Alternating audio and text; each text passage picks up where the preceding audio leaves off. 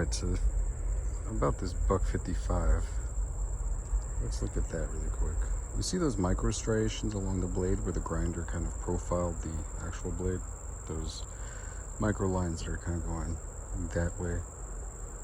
Well, I don't like those. For some reason, I just feel like that's like a scoring mark, so that if I ever did use the tip and it got caught on something, it would just snap right there. Kind of like, you know, when you score something perforated.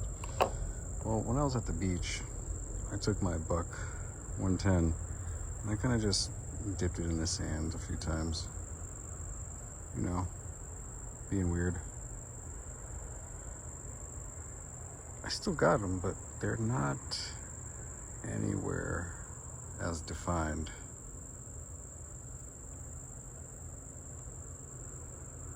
As that.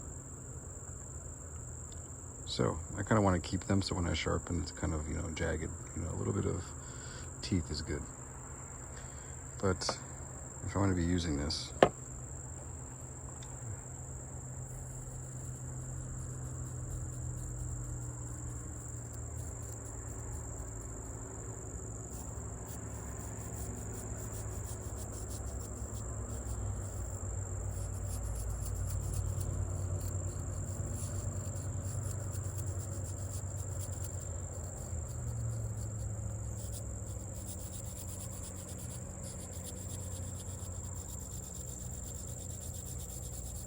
you know,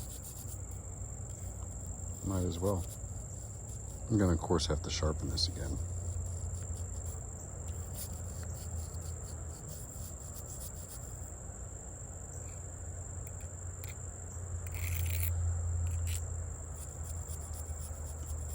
Just trying to, you know, get it all on the sides.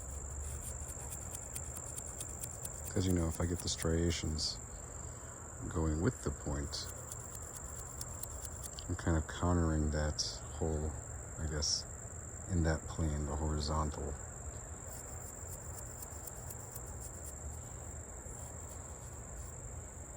Weakness, I see. Maybe this is not necessary.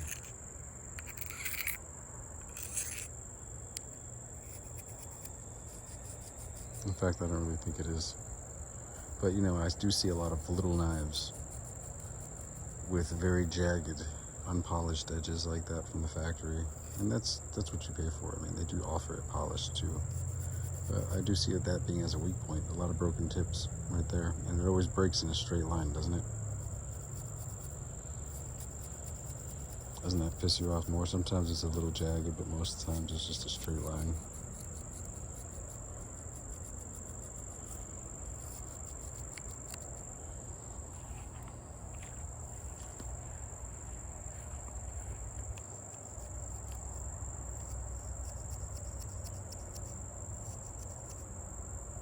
I don't think that's anywhere near enough.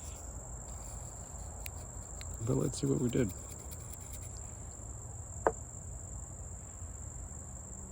Oh, this is that black sand that washed up. I'll give you a close-up of it again.